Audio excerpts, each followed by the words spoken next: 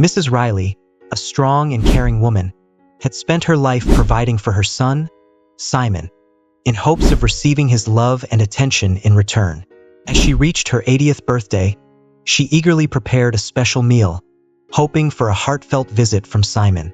However, what was meant to be a joyful reunion soon turned bittersweet as Simon's true intentions were revealed. Driven by greed, he manipulated his mother, selling her cherished home and abandoning her in a dilapidated shack far from civilization. Just when all seemed lost, a stranger named Brian entered Mrs. Riley's life. Despite his rough past and recent release from prison, Brian showed Mrs. Riley the compassion and care her son had denied her. Over time, they formed a bond that transcended their unfortunate circumstances, with Brian becoming the family she never had. As Mrs. Riley's health declined, Brian remained by her side, fulfilling her last wishes with love and dedication. In the end, Mrs. Riley passed away, leaving Brian not only her treasured inheritance, but also a lasting lesson in love and kindness. Brian, forever changed by their relationship, went on to build a better life, holding Mrs. Riley's memory close to his heart. This touching story of unexpected connections and the true meaning of family will resonate with you long after the video ends. If you are not subscribed, I recommend you subscribe and activate the bell so you don't miss any videos. Later that day, he finally went to see her. Mrs. Riley sat quietly in her favorite chair, her gaze lost in the drifting clouds beyond the window. The years had left their mark on her small frame, her once smooth skin now etched with deep lines, each wrinkle telling a story of a life long lived and well experienced. Though time had softened her appearance, her brown eyes still sparkled with a flicker of the vibrancy she once carried so easily. Her gray hair, styled meticulously into soft curls, framed her face, giving her an air of grace. Yet there was a heaviness in her heart as she glanced at the phone beside her. With a gentle, almost trembling hand, she reached for it, her fingers brushing the cool surface as if it were something fragile. "Why hasn't Simon called?" she murmured, her voice barely above a whisper, laced with longing. It was her birthday today, her 80th, and her only son had not yet called to wish her well. A sigh escaped her lips, one heavy with resignation. Perhaps later, she told herself, but the words lacked conviction. Deep down, she knew Simon had drifted, lost in the whirlwind of his own life, too busy to think of his mother on her special day. But no, she suddenly declared aloud, the corners of her mouth lifting into a determined smile. Enough of that. I won't let sadness steal this day from me. Despite the weight of her years and the illness that had recently kept her bedbound, Mrs. Riley rose from her chair, determination guiding her weary body. She steadied herself against the walls as she made her way to the kitchen, each step slow and labored. Her joints protested with every movement, stiff from age, but today, she refused to give in to the aches. Today was a day of celebration. She decided she would bake Simon's favorite, an apple pie. It was the least she could do to honor this day. Soon, the kitchen was alive with the comforting scent of cinnamon and baked apples, filling the house with warmth. As the pie baked, Mrs. Riley busied herself with setting the table, carefully laying out a lace tablecloth, one she had kept for such special occasions. From the depths of a rarely used drawer, she pulled out her best silverware, polishing each piece with care. Though the weather outside remained dull and gray, inside the house, there was a quiet glow, a sense of home, despite how empty it often felt without company. She had prepared a feast fit for her son, hoping against hope that Simon would come by. He lived nearby, but visits had grown infrequent over the years, as if he had forgotten the simple joys of sitting with his mother. Then, unexpectedly, the front door creaked open. The familiar sound stirred something in her heart. "Mom, you here?" Simon's voice called out, rich with nostalgia as he breathed in the delicious aroma that filled the air. The scent transported him back to his childhood, where every birthday had been celebrated with that very same apple pie. A pang of guilt tugged at him as he realized how much he had neglected her, though the feeling barely scratched the surface of his busy mind. "Yes, dear, I'm here," Mrs. Riley responded as she shuffled from the kitchen, wiping her hands on the towel she had been using. Her eyes lit up with joy, and she opened her arms to embrace him. Simon leaned in awkwardly, giving her a half-hearted pat on the back before quickly pulling away, extending a small bouquet toward her. "How are you doing, Mom?" he asked, shrugging off his jacket with practiced indifference. "Oh, I'm managing," she replied with a gentle smile, her heart swelling with relief. For in that moment, she didn't need grand gestures or elaborate words. His presence alone was enough. He hadn't forgotten her, after all.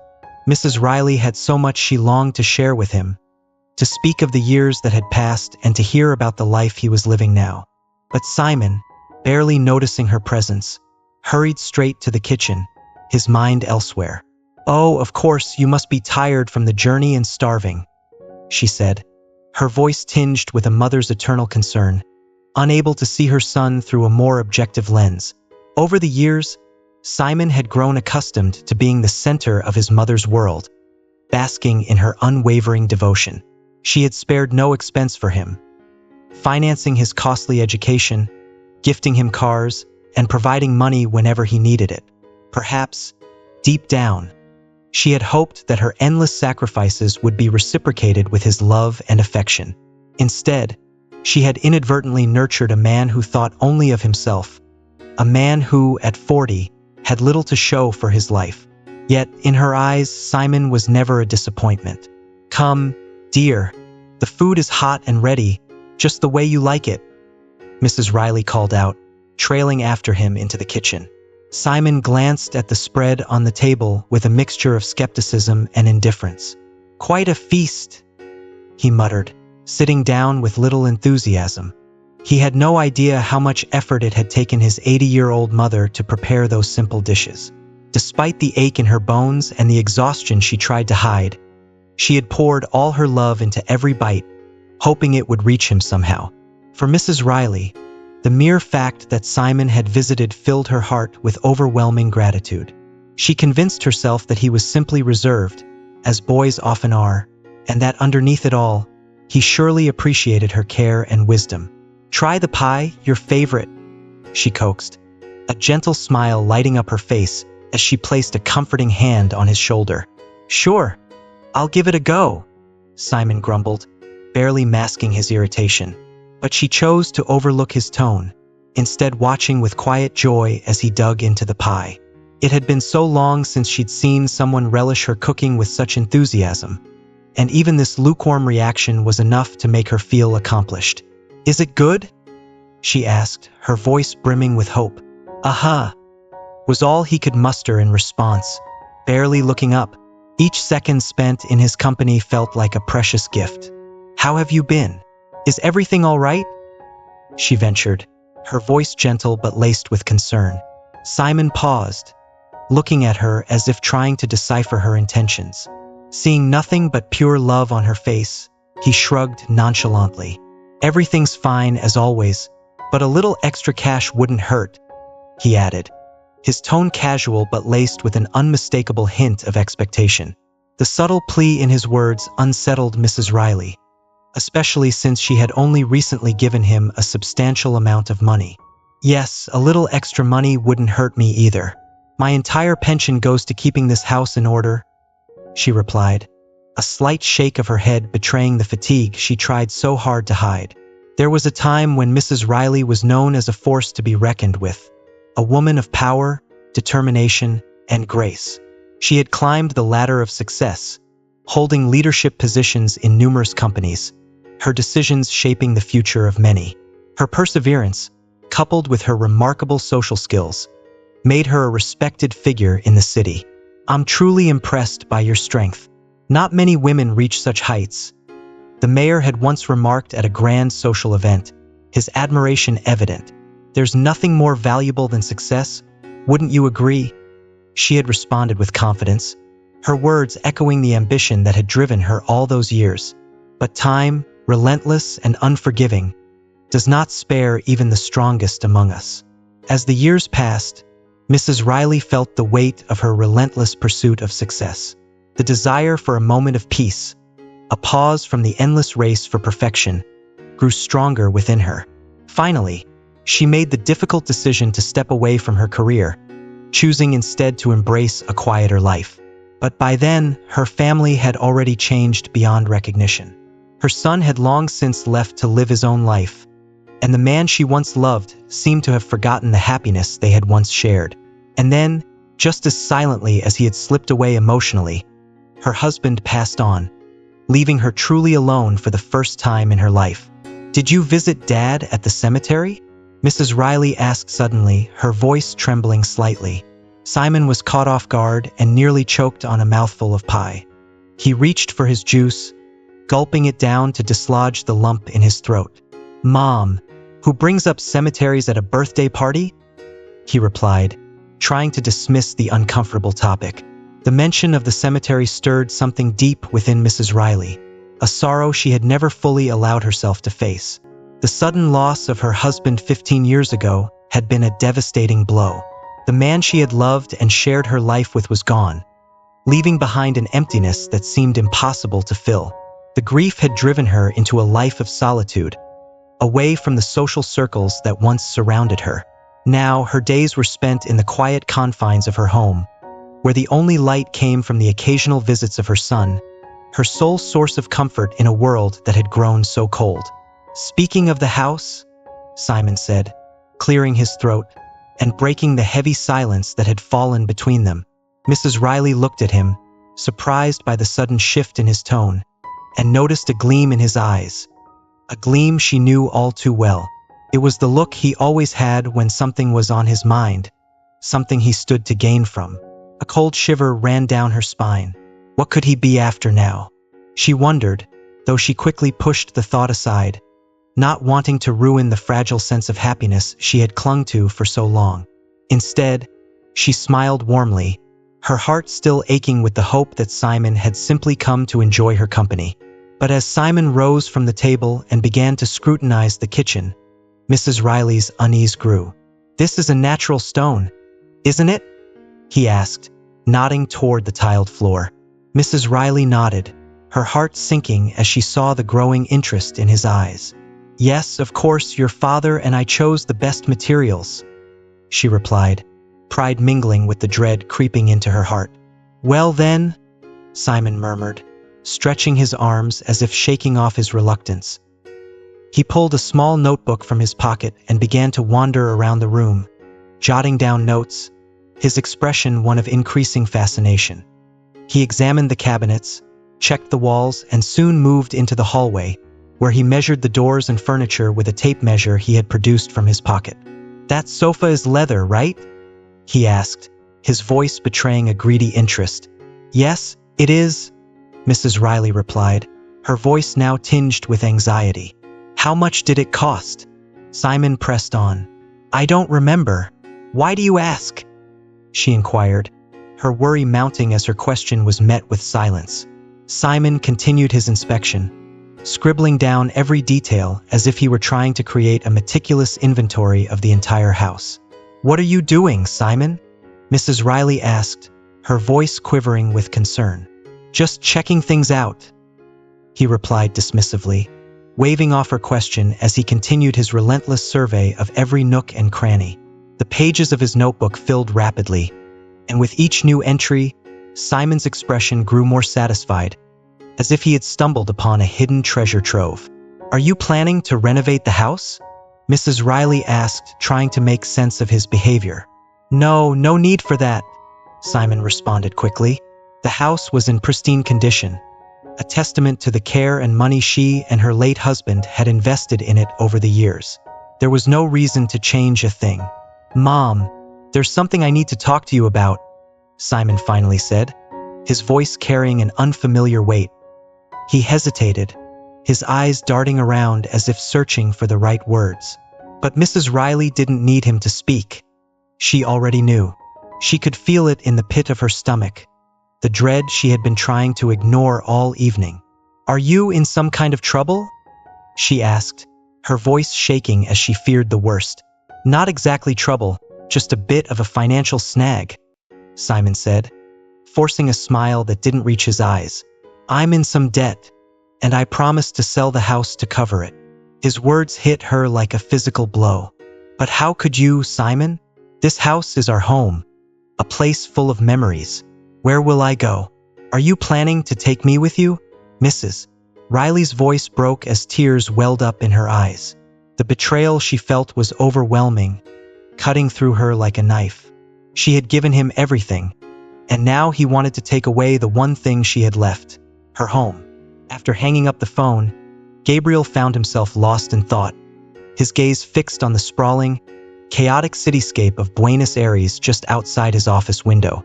The bustling streets below were a sharp contrast to the storm of questions swirling in his mind. How could a former employee, someone who had seemingly faded into the past, still carry his photograph in his wallet? What connection could exist between them that was significant enough for Diego to keep it close after all these years? The uncertainty gnawed at him, pushing Gabriel to seek answers.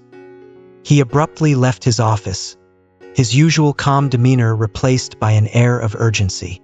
His destination was the Human Resources Department. He needed to see Diego Vasquez's personnel file for himself. As he walked through the corridors of his company, he couldn't help but notice the curious glances from his employees. It was rare to see their boss roaming the office with such a troubled expression, and it didn't go unnoticed. Upon arriving at Human Resources, Gabriel was taken aback to learn that Diego Vasquez's file had been archived in the old system, a relic from a time before everything went digital. Impatience prickled at him as he watched the HR employee sift through dusty files, the minutes dragging by like hours.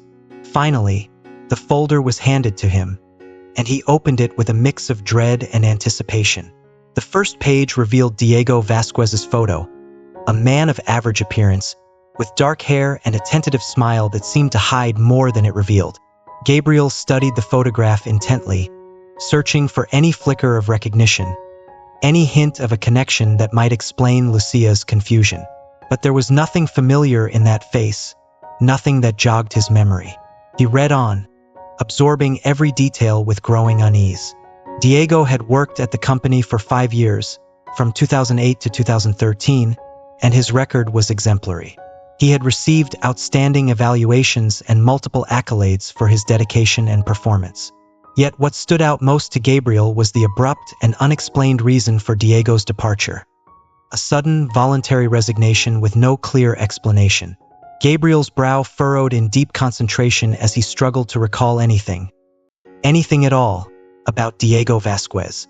How could someone so accomplished, someone who had left a mark on the company, have completely escaped his notice? And more importantly, what had driven such an exceptional employee to leave so unexpectedly, without so much as a word? The questions weighed heavily on him, pressing down like an invisible force. Gabriel knew he had to dig deeper, to uncover the truth behind Diego's mysterious departure and the unsettling connection that still lingered between them, even after all these years. Simon had never been one to take care of his belongings, a habit that had followed him since childhood, and his car bore the brunt of that neglect. The once respectable vehicle was now a shabby, worn-out relic, barely holding together as it rumbled away from the house, the gravel crunching ominously under the tires. Simon seemed determined to get away as quickly as possible, driving with an urgency that suggested he was in a hurry to distance himself from the house, and perhaps from his guilt. Mrs. Riley, seated beside him, was a whirlwind of confusion and hurt. This was not the kind of treatment she had ever expected, least of all on her birthday. "Where are we going?" she muttered, her voice shaky as she peered out at the unfamiliar scenery flashing by. "Don't worry, you'll like this place," Simon replied, his tone indifferent, offering no comfort. "A place? I wish you would tell me its name," Mrs. Riley pressed, her unease growing with every passing minute. "You'll see for yourself," Simon murmured dismissively, his focus fixed on the road ahead. Defeated, Mrs. Riley sighed deeply, closing her eyes against the mounting fear and exhaustion. The steady vibrations of the car, combined with the emotional toll of the day, soon lulled her into a restless sleep. They must have been driving for hours when a sudden, jarring stop jolted her awake. "Ouch!" she exclaimed, pain shooting through her knee as it collided with the dashboard. "Sorry," Simon muttered, barely glancing at her. his concern more for the car than for his injured mother. As Mrs. Riley took in her surroundings, a wave of bewilderment washed over her. The landscape outside was entirely unfamiliar, a desolate, forgotten place that seemed to exist outside of time. She wanted to ask Simon where they were, but his cold, detached expression told her that he was in no mood for conversation. The village they had arrived in was a ghost of its former self, an abandoned relic of a time long past. The few remaining houses stood like tired sentinels, their walls cracked and weathered, their once proud facades now faded and forlorn. The entire area felt as if it had been forsaken by the world, left to decay in solitude. "My God, what is this place?" Mrs. Riley breathed, the despair in her voice unmistakable. "It's nothing. People still live here," Simon shrugged, dismissing her concern. "Are you kidding?" she replied, her voice rising with disbelief. "Well, not everyone has as much money as you," Simon retorted, a bitter edge to his words. "I didn't get that money from nowhere. I earned it myself," Mrs. Riley said, her voice tinged with a mix of pride and sorrow. Before she could say more, Simon abruptly ended the conversation. He drove the car deeper into the village, navigating the winding, overgrown paths that seemed to fight against the encroaching wilderness. Wildflowers and weeds sprouted stubbornly from the cracks in the ground, nature reclaiming what had been left behind. "Is there even phone reception here?" Mrs. Riley asked, her voice laced with concern. "Why do you need it? You never use it anyway," Simon replied curtly. "And what if I need to call an ambulance?" she questioned, her anxiety mounting. "As if they'd come out here," Simon scoffed, his tone dismissive and cold. Mrs. Riley's heart sank even further as Simon muttered in frustration. "Even the GPS doesn't work." His useless phone seemed to symbolize the deeper realization dawning on her. She was far from home, both in the literal and emotional sense, stranded in a place where even the most basic connections to the outside world seemed impossible. The journey that had begun with such hope had now spiraled into a nightmare from which there was no waking. Finally, they arrived at their destination. "Well, we're here," Simon sighed, almost relieved as if a heavy burden had been lifted. Mrs. Riley gazed out of the car window, her heart sinking as she took in the sight before her. They had stopped in front of a dilapidated shack, just as run down and forgotten as the rest of the decrepit neighborhood. The place was a far cry from anything resembling a home. "You'll have to stay here for a while until I sell the house," Simon announced matter-of-factly, stepping out of the car. "Then I'll find you a better place to live." Mrs. Riley's heart broke as she shook her head in disbelief. "How am I supposed to live here?" she murmured, the despair in her voice evident. Even in her distant childhood, the wooden house where she had been born hadn't been this poor, this neglected. But Simon, impatient and unfeeling, opened the passenger door and extended his hand, urging her out. She could see there was no room for argument. Her son was determined to leave her in this forsaken place. With a heavy sigh, Mrs. Riley tried to get out of the car, but as soon as she moved, a sharp pain shot through her knee, forcing her to wince. Simon, showing little patience, practically dragged her out of the vehicle. "Don't be so fussy, Mom. It's just a house and it's only temporary. You'll be here for a couple of weeks, max," Simon said dismissively, oblivious to the pain etched on her face. Mrs. Riley, gasping from the pain and the emotional weight of the situation, limped more with each step, her strength sapped by the reality of what was happening. "Welcome," Simon muttered sarcastically as he unlocked the creaking door. The musty smell of abandonment greeted them, accompanied by thick clouds of dust that floated lazily in the stale air. "You'll find everything you need in the suitcase. Clothes, medicines. I'll bring food later. There's a store nearby anyway," Simon continued, his tone casual, almost indifferent. "You took my card and my money?" Mrs. Riley whispered, a faint glimmer of desperation in her voice. "Oh, right. Just wait for me to bring you some when I come back," he replied nonchalantly, placing the suitcase next to her and handing her the key before quickly retreating to the car. He didn't even bother to look back as he started the engine. "Won't you stay with me for a while?" Mrs. Riley called after him, her voice filled with a yearning for the comfort only her son could provide. "Make yourself comfortable, Mom. I have things to do. I'll come visit you on the weekend. Just wait," Simon said, barely turning his head as he waved a hand dismissively.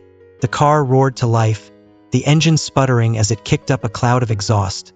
And then he was gone, disappearing down the road, leaving Mrs. Riley alone in front of the crumbling shack.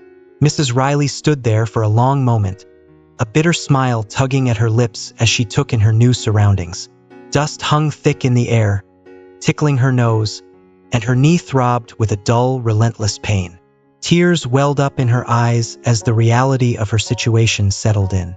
That morning, she had been filled with joy and anticipation at the thought of spending her birthday with her beloved son. Never in her wildest dreams had she imagined it would end like this. Clutching her suitcase, she slowly made her way to the nearest room, not wanting to linger in the hallway until the weekend. The necessary documents for the sale of her home were processed quickly. Simon had made sure of that, handling everything with cold efficiency to save his mother the trouble. All that was left for her was to adapt to this new life, but that was proving to be no small task. The first night in her new home was sleepless.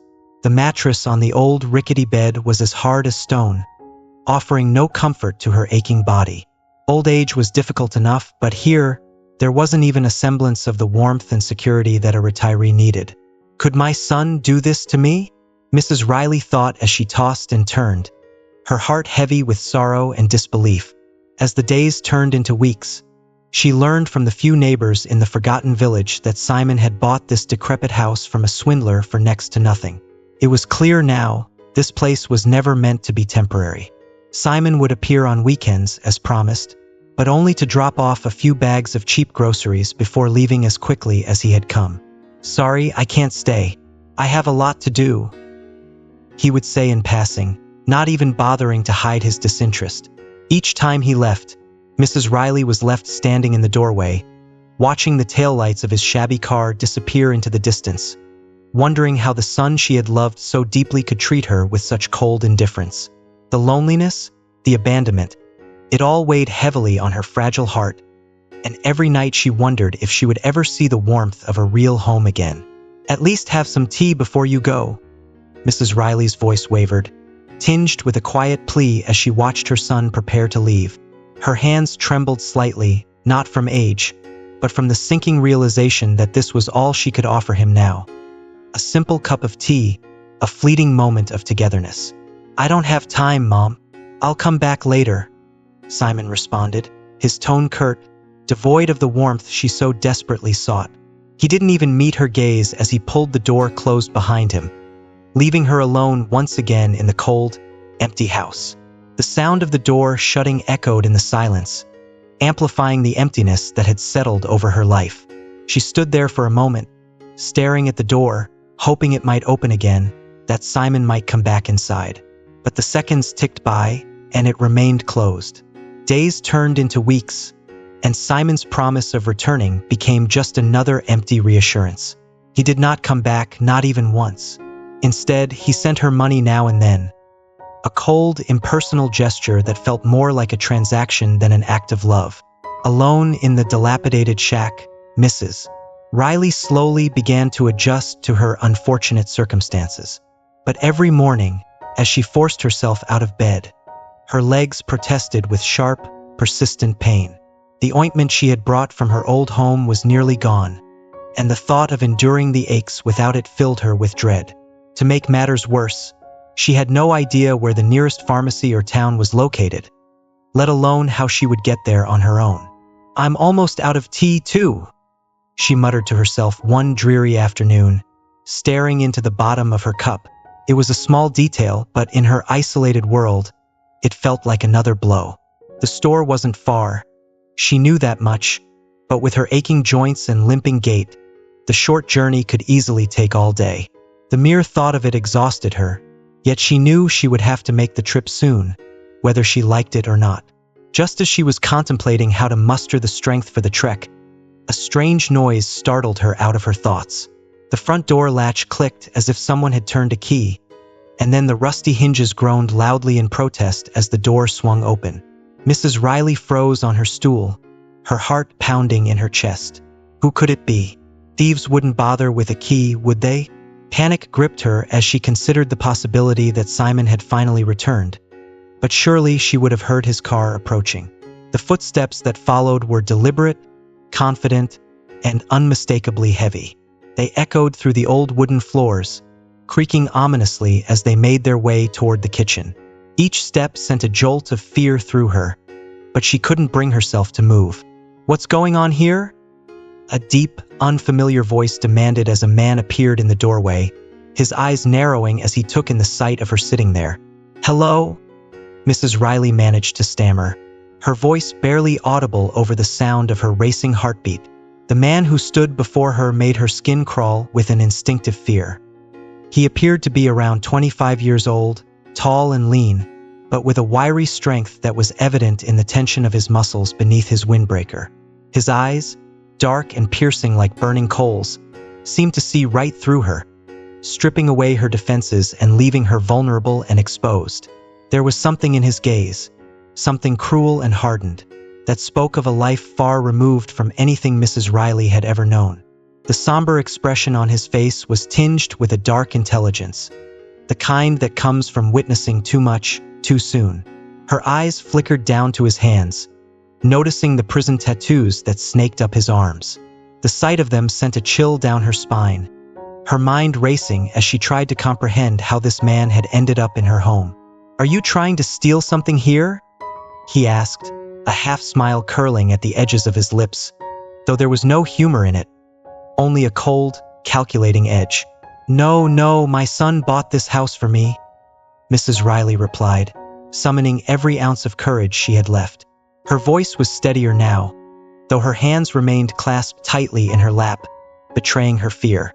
"Well, it seems while I was in prison, someone sold off my pigsty," the stranger lamented, shaking his head in disbelief as if the situation were some dark, twisted joke. "In prison?" Mrs. Riley echoed, her voice trembling despite her best efforts to remain calm. "Yeah, for years. Got into it with a big shot and messed him up pretty well. He's still crippled," the man replied, his tone dripping with ominous satisfaction. There was a dangerous edge to his words that made Mrs. Riley's blood run cold. "My God, I haven't touched anything. Everything is as it was when I arrived. I just cleaned up a bit. This must be some kind of mistake. I'll call my son." "There's no cell signal out here," the ex-convict interrupted, shaking his head with a knowing smirk as if her suggestion was laughably naive. Mrs. Riley fell silent, her mind racing with a mix of fear and helplessness. She hunched her shoulders, feeling smaller and more vulnerable than she had ever felt in her life. What could she possibly do against a young, intimidating man like this? She was an old woman, alone and isolated, with no means of defending herself. Her thoughts spiraled as she tried to figure out what to do next, but every option seemed impossible. The man stood there, watching her with those unervingly sharp eyes, as if he were waiting for her to make the next move. But what move could she possibly make? All she could do was sit there, paralyzed by fear, hoping against hope that this man wouldn't harm her. The silence between them grew heavier, thick with unspoken tension, as Mrs. Riley's mind desperately searched for a way out of this nightmare. But no solutions came, and the weight of her vulnerability settled over her like a suffocating blanket.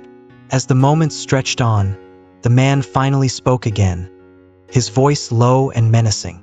"I don't know what your son told you, lady, but this place," he gestured around the shabby kitchen, "it's mine, and now I'm back to reclaim it." Mrs. Riley's heart pounded even harder, her breath coming in shallow gasps as she tried to process what he was saying. "Please," she whispered, her voice breaking under the strain. "I don't want any trouble. I just need to call my son. He'll explain everything." The man's expression hardened, and he took a step closer, his presence looming over her like a shadow. "There's nothing your son can do. This place is mine now, and you're trespassing." Mrs. Riley recoiled, shrinking further into herself as tears welled up in her eyes. She had never felt so helpless, so utterly alone. Her mind raced with 1,000 thoughts, none of them offering any comfort. The man before her was a stranger, a dangerous one, and she was at his mercy.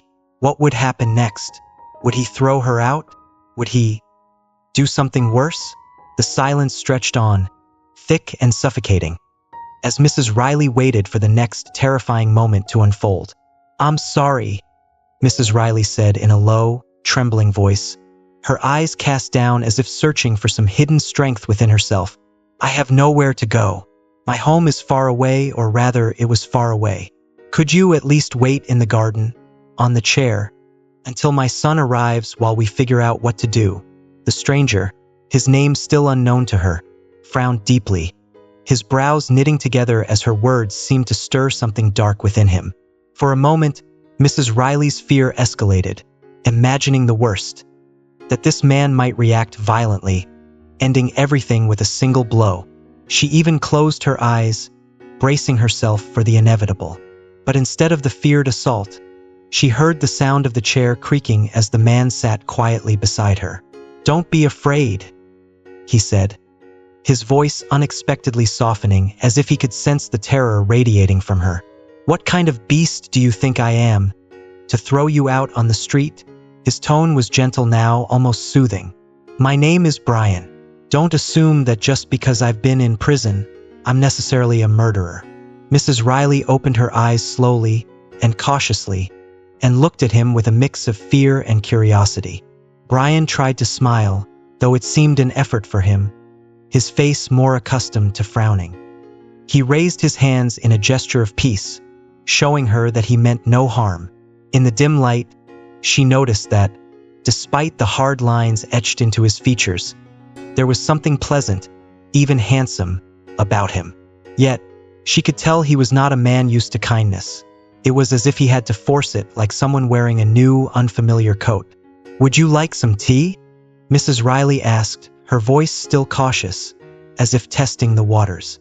"I would," Brian replied, his tone surprisingly warm, as if he appreciated the small gesture of hospitality. "Unfortunately, I don't have much tea left," she apologized, feeling a pang of embarrassment at the meager state of her supplies. "It's okay. I passed through town and bought some things," Brian said, nodding toward a well-worn backpack lying in the hallway, the only thing that seemed to connect him to the outside world. Mrs. Riley, feeling a bit more at ease, tried to get up to prepare the tea, but the sharp pain in her knees made her wince. Seeing her struggle, Brian quickly intervened. "Please let me," he said, gently guiding her back into her seat. Despite his rough exterior, there was a tenderness in the way he moved her that caught her off guard. He found the old kettle, filled it with water, and set it on the stove. The clattering of the utensils was a strange but comforting sound in the otherwise silent house. As the water heated, Brian rummaged through his backpack and began preparing a simple dinner. Mrs. Riley watched him, still slightly wary but also curious. There was a calm efficiency in the way he moved, a sign that he was used to taking care of himself, perhaps for far too long. "So, you used to live here?" Mrs. Riley asked softly, trying to fill the silence with conversation. "Yeah, before I went to prison," Brian replied, his voice steady as he sliced through a piece of sausage. "And I ended up there by accident, you know?" He glanced at her, gauging her reaction. "Can you imagine? I was just walking down the street one night when I saw two guys harassing a girl. I stood up for her and hit those punks to scare them off. Turns out, one of them was a rich kid, and the next thing I know, I'm behind bars for assault." "What a horror!" Mrs. Riley exclaimed, shaking her head in disbelief, her heart aching for the injustice of it all. "So you spent years in prison for something you didn't even do? And the girl, didn't she testify in your defense?" Brian's expression darkened. "She disappeared, probably ran away out of fear. But at least she wasn't hurt, I hope. That's all that mattered to me." He paused, his voice growing quieter, more pained.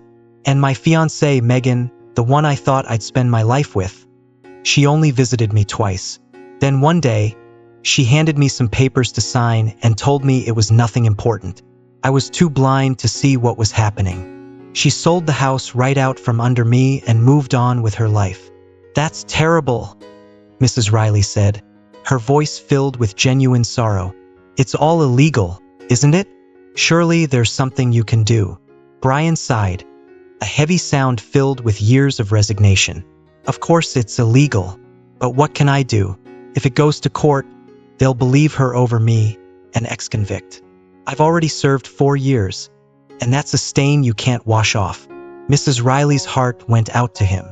There must be some help out there, someone who can see the truth, she said, her voice hopeful, almost naive. Brian smiled a sad, weary smile. You're a wonderful woman, Mrs. Riley. At your age, you still believe in fairy tales.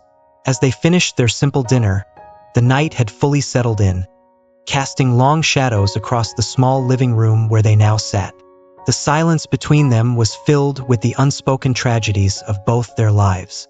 I'm an orphan, Brian continued, his voice low as he resumed his story. I've been alone since I was a kid. Never knew my parents, never had a real family. When I met Megan, I thought I'd finally found a home. But, well, you see how that turned out. I'm so sorry, Brian, Mrs. Riley said, her heart heavy with empathy. I can't imagine what it must have been like for you. I have a son, and I don't understand how anyone could abandon their child. Brian looked at her, his expression softening slightly. No offense, Mrs. Riley, but your son didn't seem too concerned when he sent you here.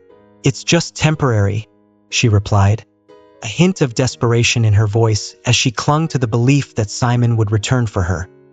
He'll pay off his debts, and then he'll find a better place for me to live. Brian frowned inwardly, his thoughts turning dark, but he didn't argue with her. He didn't want to shatter the fragile hope she held on to. It was clear to him, though, that her son was the kind of man who wouldn't think twice about abandoning her here for good, leaving her to live out her days in this forgotten corner of the world. Well, if that's the case, I hope it works out, Brian said, though his tone was laced with doubt. But honestly, if I had someone I cared about, I wouldn't abandon them. No matter how tough things got, I'd stick by them, help them through it. Mrs. Riley nodded, her eyes filling with tears as she thought of her son and the life she had once imagined for them both. She had spent years pouring all her love and energy into Simon, hoping to build a strong bond. But now she wondered if she had failed somehow. Could she have done something differently? Was there a way to reach him even now? Thank you, Brian, she said softly, her voice filled with deep gratitude, for staying with me tonight. I don't know what I would have done if you hadn't come. Brian looked at her, his heart aching with a mix of emotions he hadn't felt in years. You don't have to thank me, Mrs. Riley, he replied. We all need someone sometimes, even if it's just to share a cup of tea. And so, in the quiet of that rundown house, two strangers found a brief moment of solace in each other's company, each carrying their burdens, each finding a little bit of comfort in knowing they weren't entirely alone in the world. You see, he won't leave me behind either, Mrs. Riley murmured with a bitter sigh, her voice heavy with a mix of gratitude and sorrow. The old television flickered weakly, casting faded beams of color across the dim room. Its muffled sounds filled the background as Brian, humming softly to himself, worked with gentle determination to fix it. You know, life can be livable again. Little by little, things will get better, he said with a hopeful smile that almost seemed to light up the space around them. I'm not sure when Simone will come back, Mrs. Riley confessed, her face clouded with guilt. Maybe I can ask around in town. Someone must have a phone. Brian waved off her worry with a kind gesture. Don't fret about it. Stay here as long as you need. There's plenty of room after all. I'll take the sofa, and you can have the bedroom, he offered warmly, his tone reassuring. And so, this unlikely pair, an abandoned mother and a man marked by the shadows of his past, began sharing a life under that worn roof. To anyone peeking in from the outside, they might have looked like a devoted grandson visiting his elderly grandmother. But in reality, Brian proved to be far more than that. His hands, once used for rough tasks, now tended to the neglected yard that had been untouched for 4 long years. He found work as a loader, rolling up his sleeves and gradually restoring the old house, piece by piece. One evening, Brian noticed Mrs. Riley rubbing her knee, a flicker of pain crossing her face. "Does it hurt a lot?" he asked gently, concern evident in his eyes. "A bit," she admitted, though her voice was light. "If it weren't for you, though, it would be much worse." Brian's expression softened with determination. "We're going to the doctor tomorrow. No arguments." "Oh, don't trouble yourself," she tried to protest, waving off his concern. But Brian wouldn't hear of it. "It's settled. I'll call a taxi so we won't have to squeeze into the bus. And don't even think about arguing with me, Mrs. Riley. If I have to, I'll drag you to the doctor myself," he said with a playful yet firm resolve, a hint of mischief dancing in his eyes. Mrs. Riley couldn't help but smile at his joke, a warmth spreading through her heart. How fortunate she felt to have crossed paths with him. He never grumbled about her being there, never saw her as a burden. Instead, he took care of her as if she were the most precious person in his life. But as comforting as their bond was, her health began to slip away from her, day by day. It wasn't just her knees anymore. Her body, worn down by months of stress and heartache, seemed to be surrendering to the weight of it all. "Mrs. Riley, I'm afraid I don't have good news," the doctor said with a heavy tone. "At your age, there's only so much we can do. Improvement isn't something we can promise. If she needs medication or procedures, just tell me. I'll make sure she gets whatever she needs," Brian insisted, his voice steady but his heart anxious. The doctor gave him a somber look, shaking his head. "Young man, no medicine can cure old age. That's just the way of things," he said with a resigned shrug. Brian sank back into his chair, his heart sinking with him. In Mrs. Riley, he had finally found a sense of family, a warmth he had never known before. It seemed like life was starting to turn around, offering him something he had long been deprived of. And now, this cruel twist of fate. Less stress, more relaxation, and as many positive emotions as possible.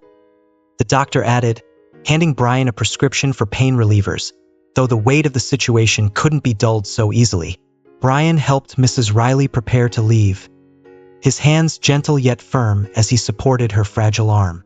Silently, they walked out of the hospital together, their thoughts swirling in heavy, unspoken words. When they returned home, Brian wasted no time in settling Mrs. Riley into bed, gently tucking her in and forbidding her from worrying about anything around the house. The doctor's advice echoed in his mind, and he vowed to fill her days with every ounce of care and kindness he could muster, hoping against hope that it would be enough to make her days just a little bit brighter. He was just about to head to the store when the sudden growl of an engine echoed from beneath the windows. The sharp sound of a car horn blared a few times, breaking the quiet. Then, a man with a deep scowl stepped out of the vehicle. Although Brian had never seen Simone in person, he knew immediately who this unwelcome visitor was, the man who had finally decided to show up after all this time. Mrs. Riley had often reminisced about her son during the past few months, but despite her longing, he hadn't sent even a penny to support her. The memories she clung to were of a distant child, not the absent adult who had left her to fend for herself.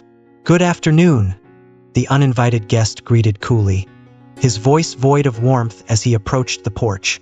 Brian stood his ground, eyes narrowing. "And who the hell are you?" Simone asked with an arched eyebrow, clearly irritated by the presence of someone he hadn't anticipated. "I'm the owner of the house," Brian responded calmly but firmly. Simone's lips curled into a sneer as he pieced it together. "Ah, you must be the ex-convict Megan was involved with," he muttered dismissively, recalling a distant conversation. He made no move to ask about his mother's well-being, prompting Brian to bristle with frustration. "Don't you want to know how your mother is?" Brian asked pointedly. Simone shrugged off the question. "That's none of your concern," he snapped, attempting to push past Brian to enter the house. But Brian stood firm, shoving him back, nearly sending him tumbling down the steps. "Are you out of your mind? Do you want to get thrown back in jail? I'll call the police right now," Simone threatened, anger flaring in his eyes. Brian remained unfazed, staring him down. Go ahead. You'll have to write a letter because there are no working phones here. And while you're at it, why don't you tell them how you swindled your elderly mother out of her home in a real estate scam? Brian's voice was low but filled with fury, his words cutting like knives. Simone's face twisted with irritation, but he didn't back down. As if anyone cares about old women, he muttered coldly. He tried to force his way past again, but this time Brian shoved him harder. Simone stumbled, barely catching himself by grabbing a nearby post to steady his balance.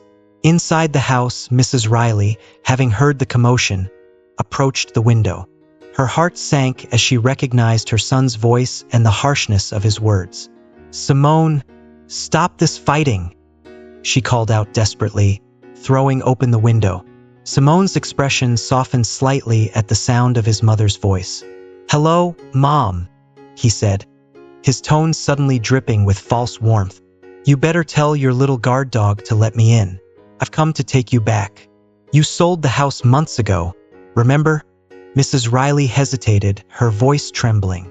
I haven't found anything yet, she confessed weakly, her hope faltering. Brian snorted at the blatant lie, shaking his head in disbelief. Mrs. Riley felt a wave of dizziness washes over her, a sinking feeling settling in her chest. It was becoming clearer that her son had no real intention of taking her away from the town or helping her in any meaningful way. Then why did you even come? Mrs. Riley asked quietly, her voice barely above a whisper. Simone shifted uncomfortably before finally revealing his true motive. I need some money. Just a loan, of course. Work's been rough lately, but things will get better soon, he said, his voice laced with insincerity. Mrs. Riley's heart broke a little more at his words. You took my pension card and drained all my savings. What more could you possibly want? She asked, her voice trembling with a mix of hurt and disbelief. Maybe you've got more money hidden somewhere? Simone replied, his tone almost mocking. Brian's blood boiled at the audacity. He had seen all kinds of despicable behavior during his time behind bars. But this was a new low. Without another word, Brian lunged at Simone, grabbing him by the collar and throwing him toward the door with a force that sent the man sprawling to the ground. I'll sue you for this, Simone shouted as he scrambled to his feet, brushing off the dirt. Brian stepped closer, his eyes blazing with anger. Go ahead, if your conscience allows it, he said through gritted teeth. Simone, realizing he was no match for Brian's strength or determination, quickly retreated to his car. The engine roared to life, belching out a cloud of blue smoke as Simone sped away, tail between his legs. I don't even want your shadow near this place, Brian yelled after him, his voice carrying the weight of his fury. Then, without wasting another moment, he rushed back into the house, his heart pounding with concern for Mrs. Riley. He feared that her son's cruel words might have inflicted more damage on her fragile spirit than he could repair. But when he found her, she was sitting on a worn stool, her gaze distant and lost. Tears glistened in the corners of her eyes, though she fought to hold them back. I'm sorry, Brian said quietly, his voice softening. Sometimes I just can't help myself. It's like when those two men tried to hurt that girl. Mrs. Riley waved her hand weakly, shaking her head. It's all right, she whispered. You know, it's like my eyes have finally been opened. How could my sweet little boy, who used to make me laugh so easily, grow up to be like this? I just don't understand. Her voice was filled with deep, aching sorrow, a mother's heart shattered by the realization that her child had become someone she no longer recognized. I guess something went wrong with your upbringing, the man said, shrugging. His words might have seemed blunt, but the unspoken tension between Mrs. Riley and her son was impossible to ignore. She let out a weary sigh, her gaze drifting to the floor. There wasn't much upbringing at all, she admitted with a hint of regret. I spent so many years working, trying to provide him with everything I thought he needed. Nice clothes, toys, opportunities. I convinced myself that it would be enough, but I was wrong. Now, I'm just trying to live with the consequences of my mistakes. The man softened at her confession, his voice gentle. "Don't be sad. Everything will be all right. You're not alone in this." Mrs. Riley looked up at him, her eyes filled with a mixture of gratitude and melancholy. "You're a good man," she said softly. "Even though life hasn't been kind to you, even though you've never had the affection you deserved, you've grown up with a heart full of kindness. I consider myself fortunate to have met you in my old age." She hesitated for a moment, then added, "Please, could you help me get to bed? I'm feeling a bit uncomfortable." Without a second thought, Brian took the elderly woman's hand, guiding her with the utmost care to her bed. Once she was settled, she quickly fell into a deep sleep. Brian watched over her for a moment before quietly leaving the room, deciding to go to the store. He wanted to cook something special for dinner, something that might lift her spirits. The days had been heavy since Simone's visit, and Mrs. Riley seemed to grow weaker with each passing hour. She hadn't been able to get out of bed, her body demanding more and more rest. The painkillers helped ease the ache in her knee, but nothing could stop the inevitable toll that time had taken on her frail form. The hardest part for Brian was knowing there was nothing he could do to change her situation. All he could do was ensure that her final days were filled with as much peace and comfort as possible. He did his best not to disturb her, allowing her to rest in the quiet serenity of their small home. As Brian passed by the bedroom later that day, he heard Mrs. Riley's weak voice call out to him, "Brian, come here, please." His heart skipped a beat, worry washing over him as he hurried to her side. "What's the matter?" he asked, concern etched on his face. "Nothing," Mrs. Riley whispered with a faint smile. "I just have a small request. There's something important to me, something I need you to do. In the old house, at the end of the plot, there's a shed. I made a hideout there a long time ago, just in case. My heart told me it might be useful one day. Simone sold the house, but I'm sure he never bothered to look inside the shed." A single tear slid down her cheek, and she hastily wiped it away with her handkerchief, embarrassed by her sentimentality. After a moment, she continued, her voice steadying. "Under the floorboards, there's a small box. Could you bring it to me? I would be forever grateful." Brian knelt beside her, gently taking her hand in his. "Mrs. Riley, you don't need to worry. I'll bring it back for you, I promise. Just tell me the address and exactly where the box is hidden." With a soft nod, Mrs. Riley provided the directions, and within half an hour, Brian was on a bus, making the long journey to retrieve the precious item. The ride took several hours, winding through roads that led far from the city to the very outskirts of a wealthy neighborhood. As he walked through the area, Brian's eyes widened at the sight of the grand, luxurious mansions that surrounded him. He had always suspected that Mrs. Riley had once been well off, but only now did he fully understand just how much wealth she had once possessed. And yet, despite all of this, Simone dared to come crawling back, begging for more money. The ex-convict couldn't help but shake his head in disgust. A tenth of what Simone would have received from selling a house in this area could have sustained him for years, yet his greed knew no bounds. When Brian finally reached the property, he found the shed exactly where Mrs. Riley had said it would be. Riley had described the shed with surprising accuracy. It was a dilapidated structure, teetering on the edge of the property line, where the overgrown bushes served as a natural barrier, concealing it from plain sight. The reason it hadn't been torn down was simple. No one cared enough to notice it. Brian surveyed the area cautiously, ensuring that there were no wandering eyes on him. The street was deserted, the perfect moment to retrieve the box. With steady hands, Brian slipped inside the shed, the creaky door barely resisting. The air inside was stale, and the dim light filtering through the cracks revealed a forgotten world of dust and neglect. The box was exactly where Mrs. Riley had said it would be, hidden at the far end under a worn, nondescript doormat. "A true hideaway," he whispered with a hint of admiration, bending down to retrieve it. "Mrs. Riley is clever. I wonder why she didn't just rent a safety deposit box at a bank." The box itself was an intricately carved wooden piece, locked and surprisingly heavy. Brian's curiosity peaked as he hefted it into his arms. What could be inside?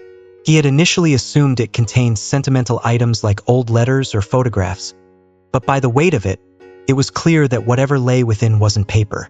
Just as he was about to make his exit, a sudden sound made his heart skip a beat, a persistent cough coming from behind him.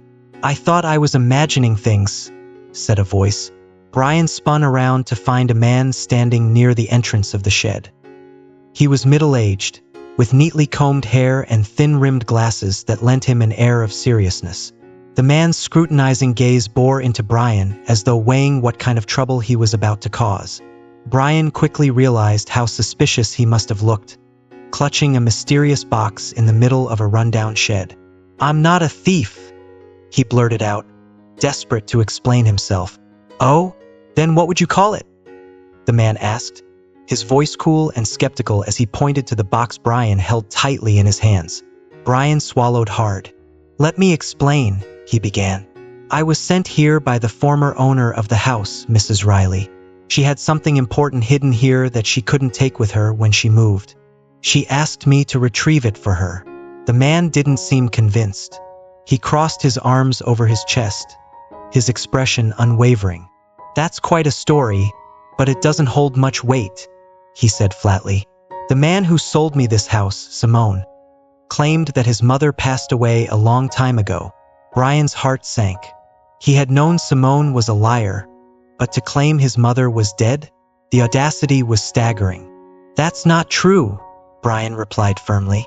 "Simone moved Mrs. Riley to a remote village to sell the house and pay off his debts. She's still alive, but she's old and very sick. I'm afraid this might be her final request." The man raised an eyebrow, still unconvinced. He introduced himself as Dr. Harvey, a surgeon who had recently bought the property. He studied Brian with a mixture of doubt and curiosity. He considered calling the police. His hand twitched slightly toward his phone, but something held him back. The situation intrigued him. What could this supposed thief be after in such an old, forgotten shed? "Believe me," Brian said, his voice steady despite the tension, "the last thing I want is trouble with the police. I wouldn't risk my freedom just to steal a dusty old box. If Mrs. Riley weren't so sick, I would have brought her here myself. But she's barely able to get out of bed." Dr. Harvey hesitated, clearly wrestling with his decision. "There's no need," he finally said. "Even if you brought her here, I wouldn't recognize her. Any old woman could claim to be the former owner." Brian could sense the man's reluctance to involve the authorities. He was about to make another attempt to convince him of his sincerity when, suddenly, the front door of the mansion swung open. Both men turned their heads as a young woman stepped out onto the threshold. She radiated a kind of brightness and vitality that immediately drew attention. Her presence seemed to light up the dull surroundings, and her features were arranged in such perfect harmony that it was as if she carried a gentle glow with her. She looked at the two men with curiosity, her eyes soft yet inquisitive. "Is everything all right?" she asked, her voice as pleasant as her appearance, cutting through the tension with effortless grace. Dr. Harvey glanced at Brian, then back at the woman. "I'm not sure yet," he replied, his tone lighter but still cautious. Brian couldn't help but feel a small flicker of hope. Perhaps this unexpected encounter would shift the tide in his favor, and he could fulfill Mrs. Riley's last request without further trouble. Thick, silky hair cascaded in gentle waves over her shoulders as Anna stepped out onto the porch. "Anna, please go back inside. I'll be done here soon," Dr. Harvey called out to her, his tone protective yet calm. "Dad, what are you doing here?" Anna began to ask, but then her eyes fell on Brian, and she froze, her hand instinctively flying to cover her mouth. The recognition was instant. "It's him," she whispered, her voice quivering as tears welled up in her eyes. Memories of that horrifying night surged back, making her delicate frame tremble. "What do you mean, darling?" Dr. Harvey asked, his brows furrowing in confusion. But Anna didn't respond to him. Instead, she ran down the stairs, moving with purpose despite the tears streaming down her face. She wore simple house slippers, a t-shirt, and light shorts, comfort clothes that seemed so out of place in this moment of emotional intensity. Reaching Brian, she threw her arms around him without hesitation, her grip tight and full of gratitude. "My savior," she whispered, her voice thick with emotion. "I'm so sorry I disappeared that night without thanking you. Everything was such a blur. I barely remember getting home. I was so terrified." Brian returned her hug, a gentle smile on his face. "It's all right. The important thing is that you're safe now. That's all that matters." Dr. Harvey's expression softened as understanding dawned on him. "If I'm understanding this correctly." "Yes, Dad," Anna confirmed, stepping back slightly but still holding onto Brian's arm.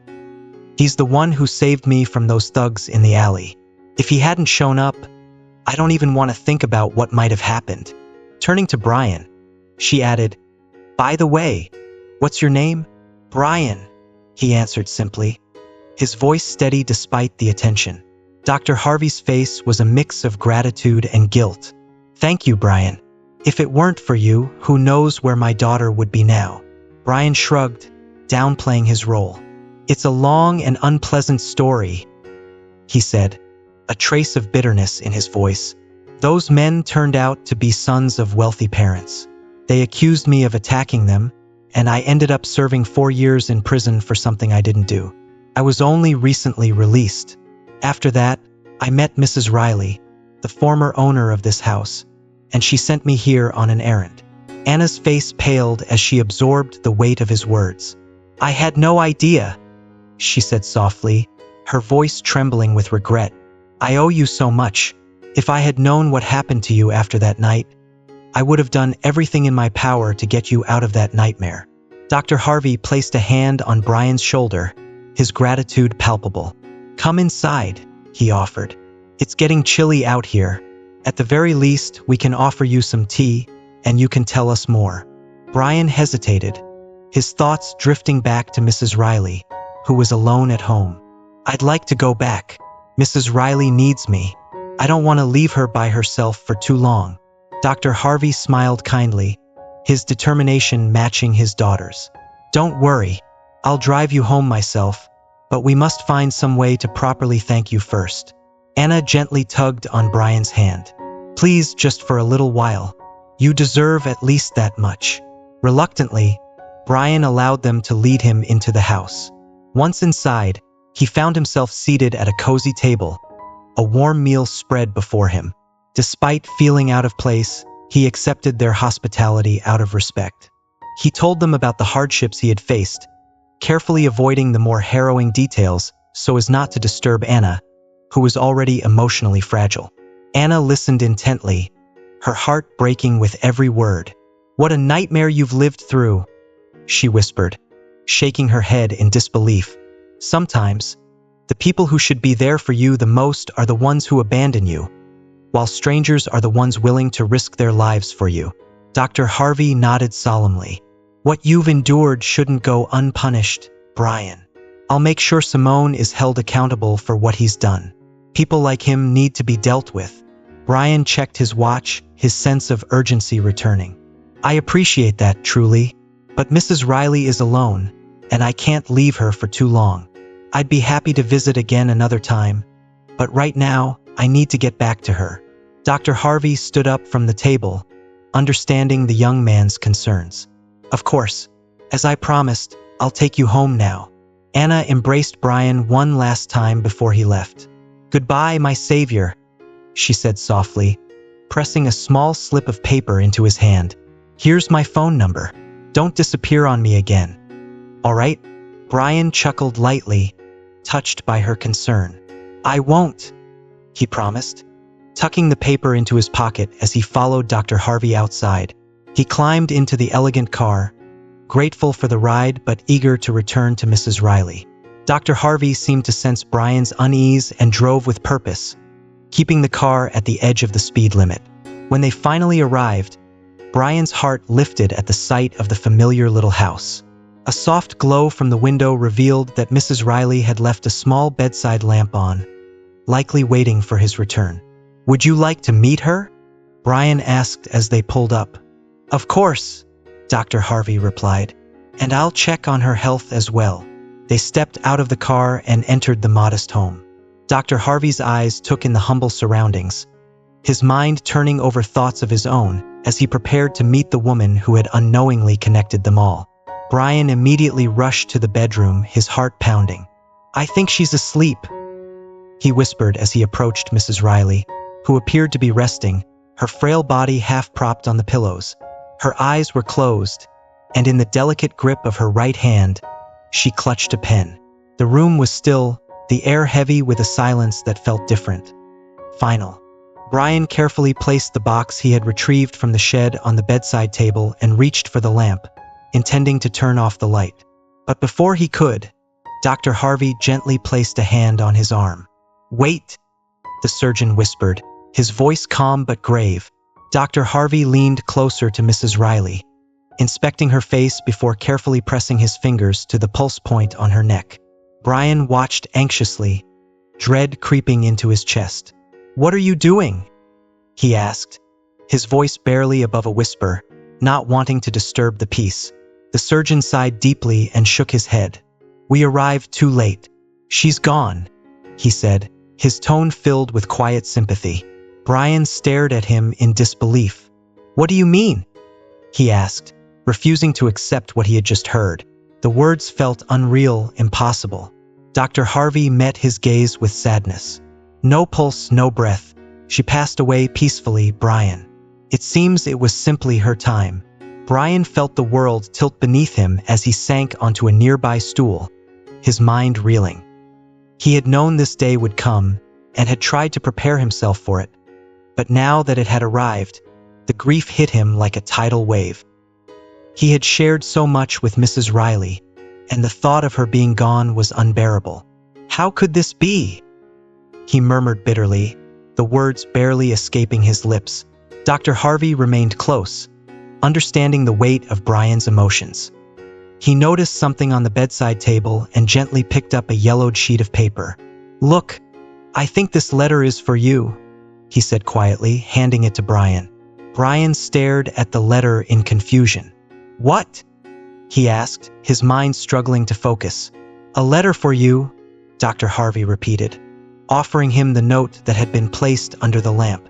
With trembling hands, Brian took the letter, unfolding it with a mix of dread and anticipation.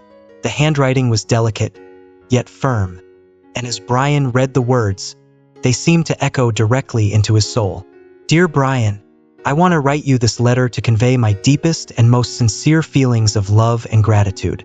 Every day spent with you was a true treasure that warmed my heart until the end. Words cannot express how proud and happy I am to have met such a wonderful person like you. I want to thank you for brightening my life with your presence and bringing so much joy and warmth to my aging heart. You were there for me when I needed support, helping me through a terrifying time, and I hope I was able to show you, even in a small way, what family can mean.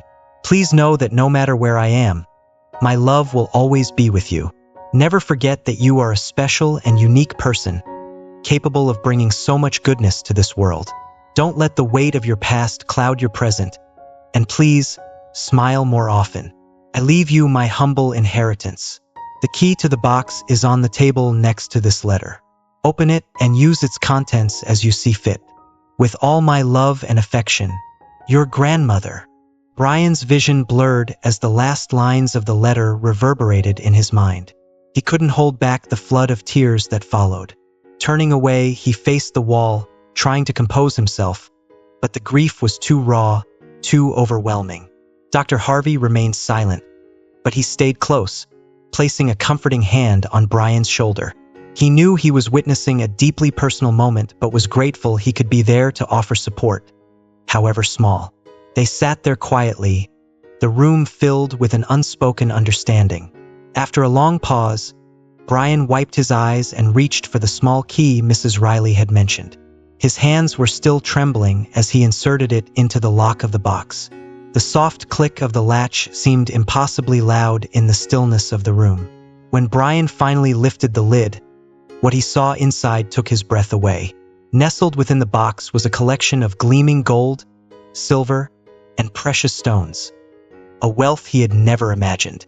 For a moment, he couldn't process what he was seeing. The dazzling contents seemed unreal, out of place in the quiet, humble life he had shared with Mrs. Riley. "Why did she leave this to me?" Brian whispered, his voice thick with emotion. "How could I ever accept something like this?" Dr. Harvey looked at him with gentle understanding. "It was her last wish, Brian. She made this decision with a clear mind and heart. Don't doubt it. Mrs. Riley wanted you to have this, probably as a way to thank you for all the care and kindness you gave her.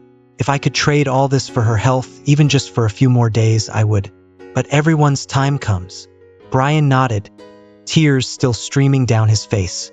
The weight of Mrs. Riley's generosity and the finality of her passing settled heavily on his shoulders.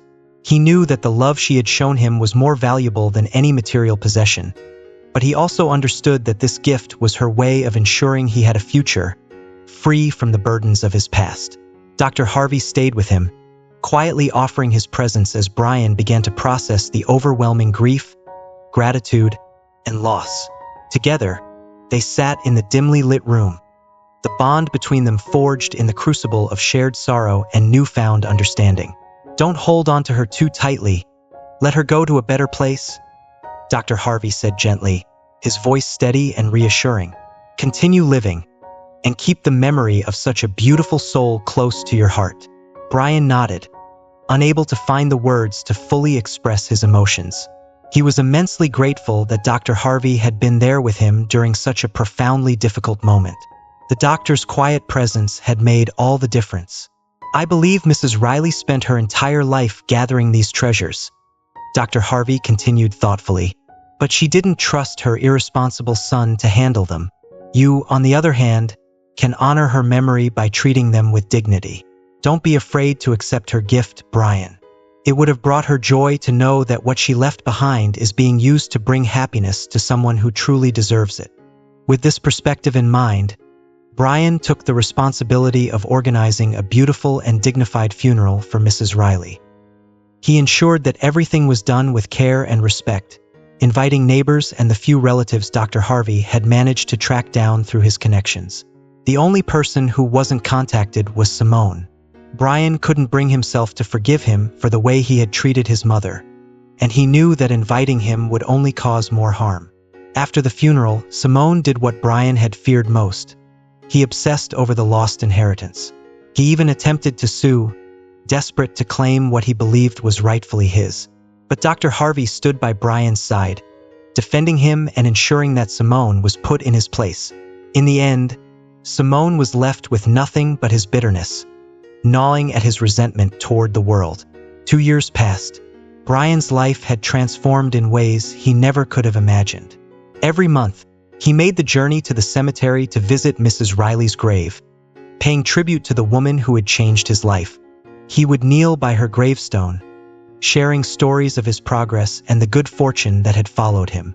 "I've started my own business now, Mrs. Riley," he said softly during one of his visits, his hand resting on the cool surface of the gravestone. "Your inheritance wasn't wasted on entertainment. I've worked hard to make something meaningful out of it. I'm doing well now. I earn a good living, and I'm even engaged. Can you believe it?" He smiled wistfully. "How are you, dear?" As if sensing the tender moment, Anna approached quietly, her footsteps soft on the grass. She had become a constant in Brian's life since Mrs. Riley's passing. Upon learning of his loss, she had been there for him, offering support and companionship as he navigated his grief. Over time, their connection deepened.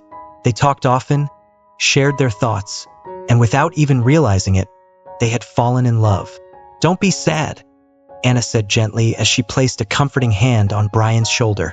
"Mrs. Riley will always be with you, in your heart. You've honored her in every way possible." Brian looked up at her, a smile tugging at his lips. His life had truly changed for the better, and he owed so much of it to the kind, wise woman who had once welcomed him into her home. "I know," he said softly. "I'm so grateful for everything she did. Without her, none of this would have been possible." Anna smiled warmly at him, and together, they stood in quiet reflection, feeling the presence of Mrs. Riley in the soft breeze that whispered through the cemetery. Life had brought them both challenges and heartache, but it had also brought them together, and for that they were both deeply grateful. As we come to the end of this heartfelt story, we invite you to reflect on the journey you've just witnessed. What have you learned from Brian's experience? From his unwavering kindness to Mrs. Riley's wisdom and the strength of human connection. Sometimes, the people who come into our lives unexpectedly are the ones who leave the greatest impact. We encourage you to comment below and share one thing you've learned from this story that you'll bring into your own life. Whether it's the importance of compassion, the power of resilience, or the value of love and friendship, your insights can inspire others. If you enjoyed this video, please leave your comment below, and don't forget to like, share, and subscribe to our YouTube channel for more stories that touch the heart and inspire the soul. Thank you for watching.